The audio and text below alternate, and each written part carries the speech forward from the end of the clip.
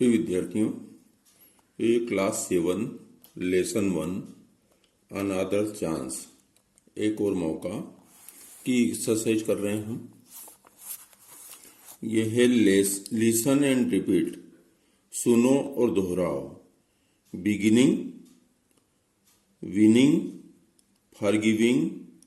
Beginning का मतलब शुरुआत, विनिंग मतलब जीतना, फॉरगिविंग का मतलब क्षमा कर देना, स्टार्ट यानी शुरू करना या चालू करना, हर्ट, हर्ट का मतलब दिल या हृदय, पार्ट यानी हिस्सा या टुकड़ा, बेटर यानी अच्छा मतलब तुलनात्मक रूप से दो में अच्छा, जिसको बोलते हैं अधिक अच्छा, लेटर यानी पत्र, फेटर, फेटर का मतलब होता है बेड़ी या जंजीर, डीप यानी गहरा, कीप यानी रखना, बीप यानी बीप एक आवाज आती है ना, ध्वनि आती है, बीप बीप की आवाज आती है, वो बीप है। वर्ड पावर है, वर्ड पावर में रीड द पोयम, पोयम को पढ़ो, एंड राइट द एंटोनिम्स मतलब होता है विपरीत शब्द ऑफ द फॉलोइंग वर्ड्स, नीचे दिए गए शब्दों के विपरीत शब्द अपने को लिखना है। और एग्जाम्पल दिया है, जैसे गुड यानी अच्छा होता है तो गुड का बैड मतलब अच्छे का बुरा, ये विपरीत शब्द है।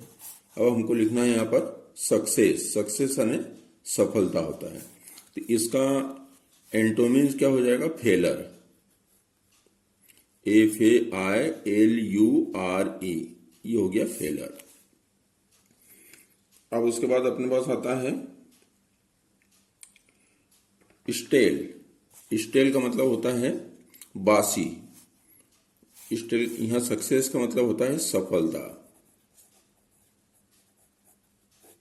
स्टेल का मतलब होता है बासी, तो बासी का ताजा आएगा तो ये आ जाएगा फ्रेश, FRESH, फ्रेश। होप ने होता है आशा,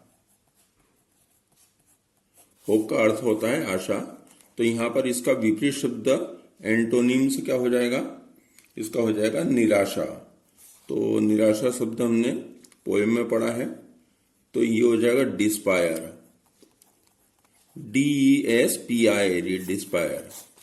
एंड का मतलब होता है, एंड का मतलब होता है समाप्त या अंत, तो इसका विपरीत शब्द क्या हो जाएगा, एंटोनिम्स क्या हो जाएगा, शुरुआत मतलब ये हो जाएगा स्टार्ट, तो START, स्टार्ट। फिर आ जाएगा अपने पास शालो,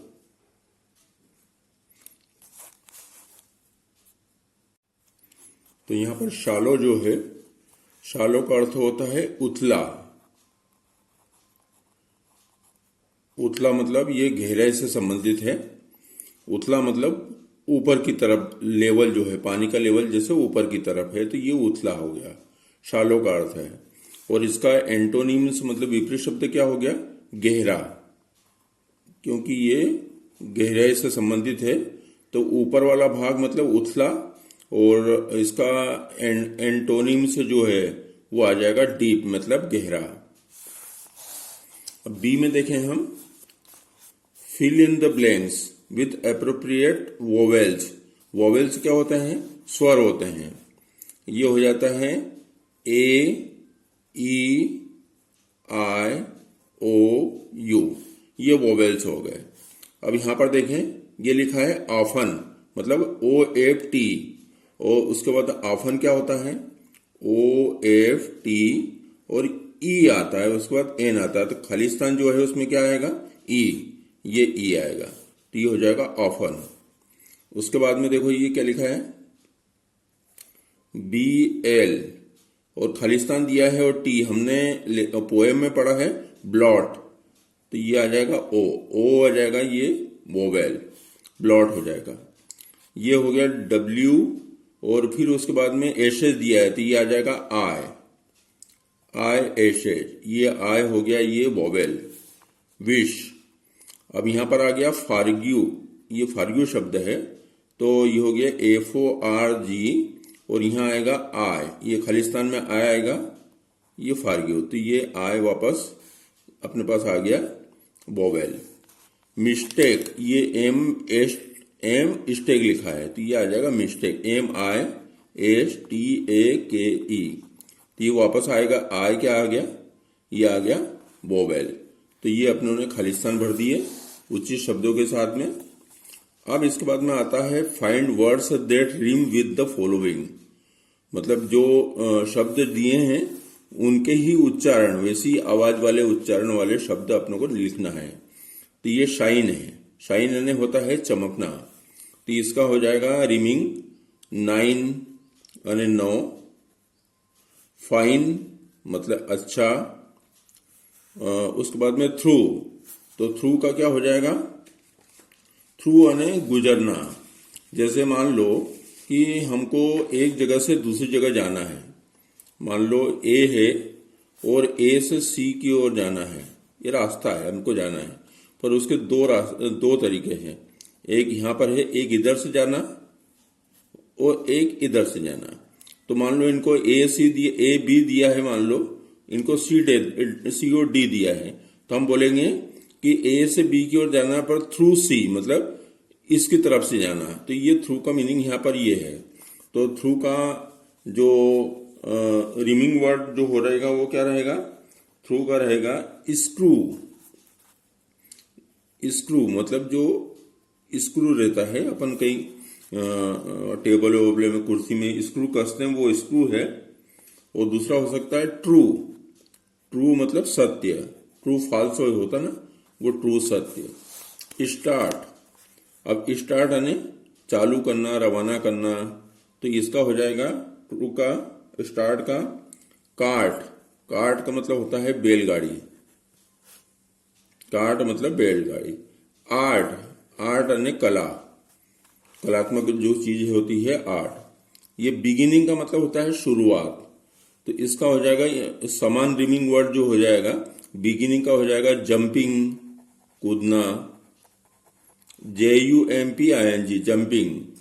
या रनिंग, RUNNING रनिंग, तो ये रिमिंग वर्ड्स हो गए। कोई एक लिखना है, मैंने दो बता दिया आपको। ये कंप्रेंशन दिया है, कंप्रेंशन मतलब ये बोधात्मक प्रश्न या बोधात्मक प्रश्न है। अब इसमें देखो, ए है आंसर द फॉलोइंग क्वेश्चंस, नीचे दिए गए प्रश्नों के उत्तर दीजिए। पहला है why do we wish for another chance, तो हम एक और मौके की चाह क्यों रखते हैं ना, व्हाई डू वी विश, हम क्यों चाह रखते हैं या क्यों चाहते हैं, फॉर अनदर चांस, तो एक और मौके की जो है चाहत क्यों रखते हैं। तो इसका उत्तर क्या है, देखो यहां से करेंगे, ये पूरा लिखेंगे। We wish for another chance to blot, BLOT blot our mistakes, हमारी गलतियों को दूर करने के लिए, टू ब्लॉट आवर मिस्टेक्स, ये इसका आंसर हो जाएगा। We wish for another chance, प्रश्नवाचक चिन्ह हट जाएगा यहाँ पे, टू ब्लॉट आवर मिस्टेक्स, इतना हो जाएगा। बी है what does it take to make a brand new start, एक नई शुरुआत करने के लिए क्या चाहिए, व्हाट डज इट टेक मतलब ऐसा क्या लेना पड़ेगा कि हम एक नई शुरुआत बना सकते हैं। तो इसका आंसर देखें हम,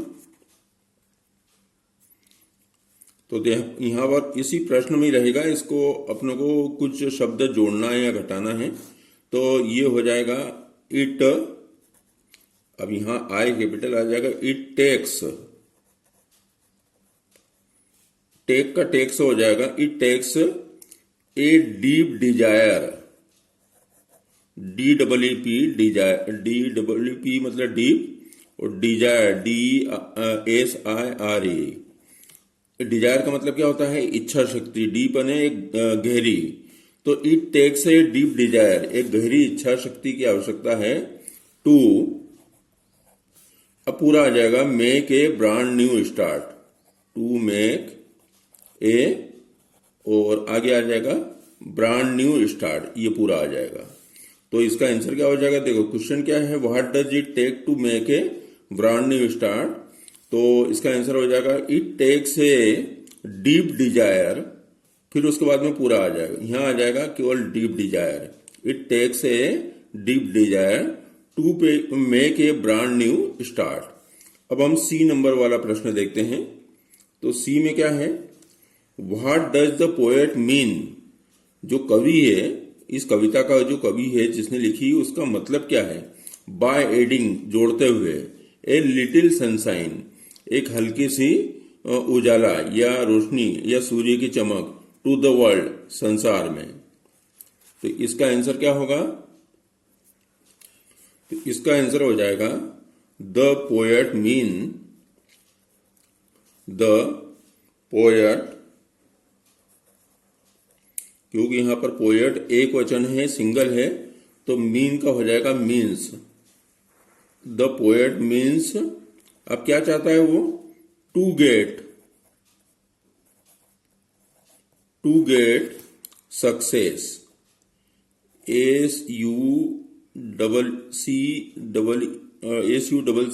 SUCCESS, सक्सेस। तो the poet means to get, या इसको कर लें, the poet means that we should, ये हो जाएगा द पोएट, ये हो जाएगा, हट जाएगा। तो what does the poet mean by adding a little sunshine to the world, तो इसका आंसर हो जाएगा the poet means that we should get success, है ना, वी शुड गेट सक्सेस, मतलब कवि चाहता है कि हम जो है, हमें सफलता प्राप्त करनी चाहिए, गेट सक्सेस, सफलता प्राप्त करना चाहिए। तो ये सी का आंसर हो गया। अब हम अगला भाग देखते हैं। अब देखो ये डी वाला प्रश्न है, why should we never give up in despair. तो नेवर गिव अप ने कभी नहीं छोड़ना चाहिए, why should we never give up, हमें क्यों कभी नहीं छोड़ना चाहिए, क्या कभी नहीं छोड़ना चाहिए, इन डिस्पायर, निराशा में। तो हमें निराशा जब होती है तब हमें क्या नहीं छोड़ना चाहिए। तो इसका हो जाएगा आंसर, इसको मैं यहां लिख देता हूं, वी, ये यहां से स्टार्ट कर रहा हूं, we never give up, we never give up our, हमारा सेल्फ, स्वयं, और ये आ जाएगा कॉन्फिडेंस, विश्वास। तो वी नेवर गिव अप, हमें कभी नहीं छोड़ना चाहिए, अवर यानी हमारा, सेल्फ कॉन्फिडेंस मतलब हो जाता है, ये होता है आत्मविश्वास। तो हमें हमारा आत्मविश्वास कभी नहीं छोड़ना चाहिए। इन, आगे आ जाएगा इन डिस्पायर, मतलब निराशा में, जब हमको निराशा होती है तब हमें अपना आत्मविश्वास नहीं छोड़ना चाहिए। तो ये डी का आंसर हो गया। अब ई क्वेश्चन जो है, what should we hope for our future, हमें भविष्य के लिए क्या आशा करना चाहिए। तो इसका आंसर हो जाएगा, लिखा है वी होप, अब we hope a new start, ये हो जाएगा a new start. We hope के बाद में क्या आ जाएगा, ए न्यू स्टार्ट, एक अच्छी शुरुआत, फॉर आवर फ्यूचर, इसके बाद में आ जाएगा फॉर आवर फ्यूचर। तो आंसर क्या हो गया, क्वेश्चन क्या हो गया, फ्यूचर, आरी। What should we hope for our future, हमें हमारे भविष्य के लिए क्या आशा करना चाहिए। तो वी होप, हमें आशा करना चाहिए, वी शुड होप कर लेते हैं इसको, वी शुड ने हमें आशा करना चाहिए, we should hope a new start, एक नई शुरुआत, अच्छी शुरुआत, फॉर आवर फ्यूचर, हमारे भविष्य के लिए। अब हम यहाँ देखें मैच द फॉलोइंग, तो इनको मैच करना है जो शब्द दिए हैं। तो देखो यहाँ पर ये शब्द दिए हैं, ये दिया है यहाँ पर ए चांस टू ब्लॉट, फिर दिया है इट ओनली टेक्स, फिर दिया है ये टू एड ए लिटिल, और फिर दिया है सो नेवर गिव अप, और इधर की तरफ ये कप है, कप पे बने हैं, और चम्मच में क्या लिखा है इन डिस्पायर, और ये लिखा है सनशाइन, ये लिखा है एक डीप डिजायर, ये लिखा है आवर मिस्टेक्स, हमारी गलतियां। तो इनको आपस में मिलाते हैं हम। तो पहला क्या होगा देखो, ए चांस टू ब्लॉट, तो ए चांस टू ब्लॉट का देखो हमने अभी इसका करा था, ये लिखा है हमने प्रश्न नंबर 1 में, we wish to blot our mistakes, तो ब्लॉट ने उनको रोकना या भगाना। ए चांस टू ब्लॉट, अब यहां आ जाएगा अवर मिस्टेक्स, ये हो जाएगा, ये हो जाएगा। तो इसको पहले वाले से किसको जोड़ेंगे, पहले वाले से जोड़ेंगे अंतिम वाले को, ये हो जाएगा। ए चांस टू ब्लॉट से हो जाएगा अवर मिस्टेक्स। तो अब इसके बाद में आएगा it only takes, it only takes का क्या होगा, इट ओनली टेक्स का हो जाएगा a deep desire, it only takes का हो गया ए डीप डिजायर। फिर टू एड ए लिटिल, तो ये हो जाएगा इसका to add a little sunshine, ये सनशाइन हो जाएगा। सो लास्ट वाले का क्या हो जाएगा, so never give up, never give up,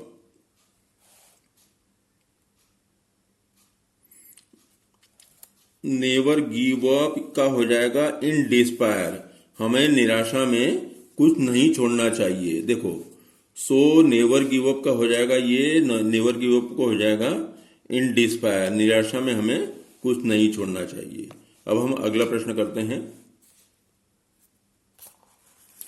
देखो ये है let's read the passage carefully, ये जो पैराग्राफ दिया है या पैसेज दिया है, पद्यांश गद्यांश बोलते हैं इसको सावधानी से पढ़ें, और फिर उसके बाद में अपनों को इनके उत्तर देना है। तो यहां पर क्या है, टू क्रोस चैलेंज, दो कौवे चैलेंज करते हैं, एक दूसरे को चुनौती देते हैं, ईच अदर, एक दूसरे को, to see which of them could fly higher, मतलब दोनों में से ज्यादा ऊंचा कौन उड़ सकता है, व्हाइल, कब, carrying sex of the same size, मतलब समान आकार के थैले को पकड़ के कौन दोनों में से ज्यादा उड़ सकता है।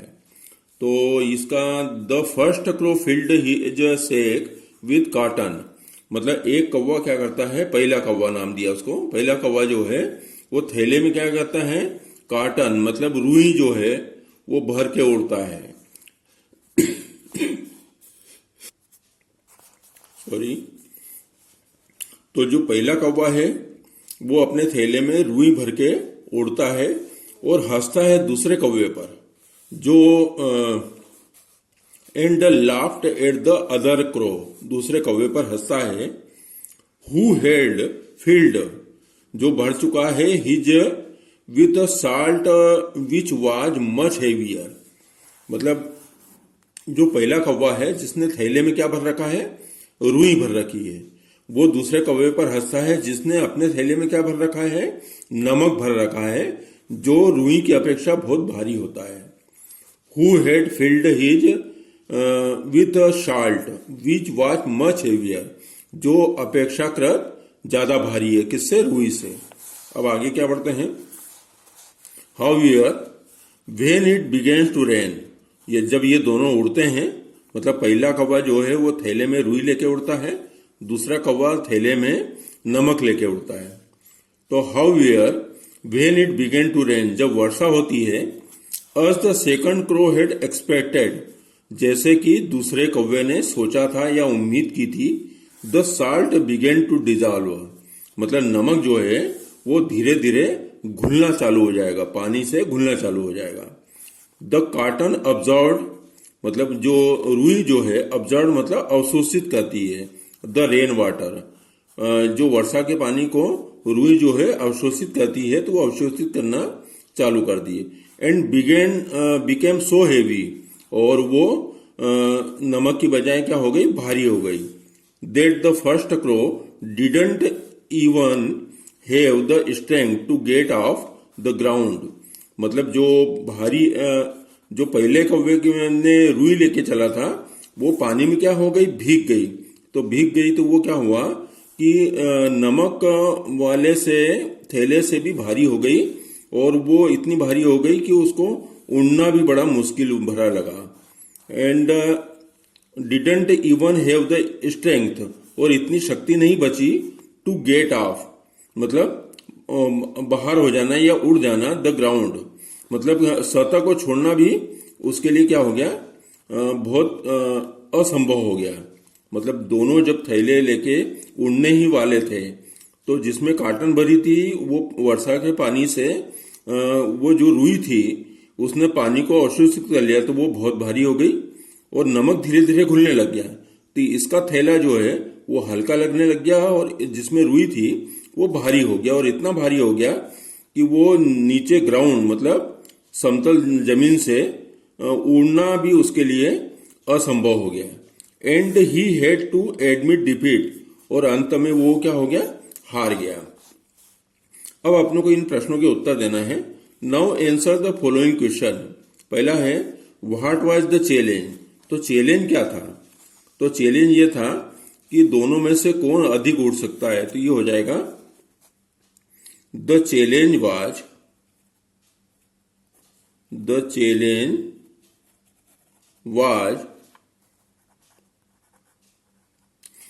which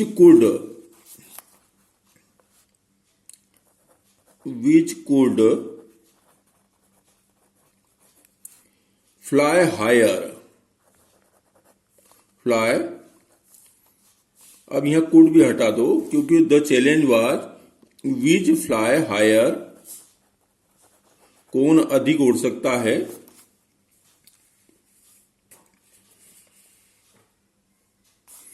the challenge was that which fly higher with sacks, मतलब थैलों के साथ में कौन अधिक उड़ सकता है। और थैलों के बारे में मालूम है कि पहले कौवे का जो थैला है रुई से भरा है, और दूसरे कौवे का थैला किससे भरा है, वो नमक से भरा है। तो what was the challenge, the challenge was that which fly higher with sex.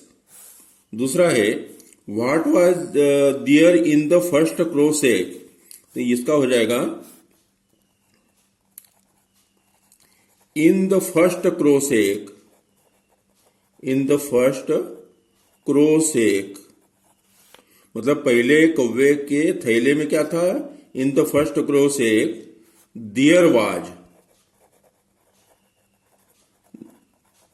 There was क्या था पहले के इसमें, कॉटन। तो पहले कौवे के थैले में क्या था, cotton. What was there in the first crow sack, पहले कौवे के थैले में क्या था। तो in the first crow sack, पहले कौवे के थैले में देयर वाज कॉटन थी, रुई थी। What was there in the second crow sack, तो सेकंड क्रो सेक में क्या था, दूसरे कौवे के थैले में क्या था, नमक था। तो ये यहां पर ऐसा ही हो जाएगा, in the second crow sack અને થેલા there was THERE there was salt અને नमक। तो दूसरे कौवे के थैले में क्या था, नमक था। चौथा हु वाज एक्सपेक्टिंग रेन, कौन वर्षा की उम्मीद कर रहा था। तो वर्षा की उम्मीद कौन कर रहा था, दूसरे कौवे को मालूम था कि वर्षा के पानी से जो है नमक घुलता जाएगा और धीरे धीरे थैले से बाहर हो जाएगा, तो थैला हल्का हो जाएगा। तो हु वाज, यहां हो जाएगा सेकंड क्रो दूसरा कौवा वाज एक्सपेक्टिंग रेन, क्योंकि पहले कौवे को उम्मीद ही नहीं थी कि ऐसा कुछ होगा, पर दूसरा कौवा उम्मीद कर रहा था कि वर्षा हो ताकि उसके थैले का नमक घुलता जाए और उसके थैले का वजन कम हो जाए। 5वां है हु वाज डिफीटेड, कौन हार गया। तो यहां कौन हार गया? पहला कौवा हार गया, क्योंकि उसके पास रुई थी थैले में जो वर्षा के पानी से भारी हो गई और उसको लेकर वो जमीन से ही उड़ने उसके लिए असंभव हो गया। तो यहां हो जाएगा the first crow was defeated. The first crow was defeated, ये उसका उत्तर हो गया। अब उसके बाद में है right a paragraph on A night before the examination using the expression given below. यहां कुछ शब्द हैं, इनका पैसेज लिखना है। तो ये शब्द कौन कौन से हैं देखो। वारी यानी चिंता करना, कंफ्यूजन मतलब गलतफहमी, बुक्स एंड नोट्स स्कैटर्ड मतलब किताबें और नोट्स जो है वो फैले हुए थे। क्रेमिंग यानी रटना, बार बार रटना, प्रश्नों के उत्तरों को रटना। फॉरगेटिंग भूल जाना। एक्सपेक्टेड क्वेश्चन मतलब उम्मीद की जाना है कि कौन से प्रश्न आएंगे, या संभावित प्रश्न। एक्सपेक्टेड क्वेश्चन मतलब संभावित प्रश्न। लास्ट रिवीजन मतलब अंत समय में जो रिवीजन किया जाता है, दोहराया जाता है, उनको बोलते हैं लास्ट रिवीजन। नो फूड कोई खाना नहीं। नो स्लीप कोई सोना नहीं। पेरेंट्स एंग्री मतलब जो पालक माता पिता है वो नाराज। फियर ऑफ एग्जामिनेशन मतलब परीक्षा का डर। लेक ऑफ सेल्फ कॉन्फिडेंस मतलब आत्मविश्वास की कमी। तो इन सभी शब्दों को लेते हुए पैराग्राफ लिखना है जिसका शीर्षक क्या रहेगा? ए नाइट बिफोर द एग्जामिनेशन, परीक्षा के पहले की रात। तो इसका जो है पैराग्राफ आप लिखने की कोशिश करना, और नहीं तो फिर मैं बाद में इसका पैराग्राफ लिख के एक दूसरे वीडियो में अपलोड कर दूंगा, क्योंकि ये अभी समय लेगा। अगला क्वेश्चन देखते हैं। Let's do it. A number has been given to each letter of the alphabet in the table below. ये जो टेबल है इसमें जो अल्फाबेट है इनके प्रत्येक के लिए एक अंक दिया हुआ है, प्रत्येक के लिए एक अंक दिया है। तो टोटल एबीसीडी अल्फाबेट कितने होते हैं? 26 होते हैं। तो पूरे 1 से लेके 26 तक इनके प्रत्येक के लिए अंक दिए हैं। Read the table and decode the message. अब नीचे मैसेज दिया है अंकों में, तो इन अंकों से संबंधित जो शब्द है उनको यहां पर लिखना है। तो देखो ना, ये है 14 नंबर। 14 नंबर पे क्या है? देखो यहाँ 14 नंबर पे लिखा है एन। फिर उसके बाद में 5 नंबर पे क्या लिखा है? 5 नंबर पे लिखा है बी। 5 नंबर पे ई है। 22 नंबर पे है वी, और फिर 5 नंबर पे वापस है ई, और ये है 18 नंबर। तो 18 नंबर है आर। ये हो गया नेवर। नेवर एक शब्द बन गया। तो ये जो अंक लिखे हैं उन अंक को डिकोड करके हमने शब्द लिख दिए। तो इसी प्रकार के जो है ये अंक लिखे हैं, इनके आपको शब्द बनाना है। एक और ले लेते हैं, छोटे छोटे ले लेते हैं। 21 और 16। 21 का लिखा है यू, 16 का आ जाएगा पी, यूपी, अप और ऊपर। 9 जो हो गया, 9 के लिए है आई, और 14 के लिए क्या है? एन, इन ने में। ठीक है। 14, 5, 23। तो 14 के लिए क्या लिया था अपनों ने? एन। 5 के लिए क्या लिया था? ई। और 23 के लिए क्या होगा? देखो 23 के लिए है डब्ल्यू, न्यू यानी नया। तो बाकी के जो है वो आपके लिए प्रैक्टिस है, और वो जो मैंने पैसेज बताया वो, तो ये क्लास 8 इंग्लिश का लेसन 1 अनदर चांस के सभी क्वेश्चन आंसर हो गए हैं। तो इस वीडियो को देखने के लिए धन्यवाद।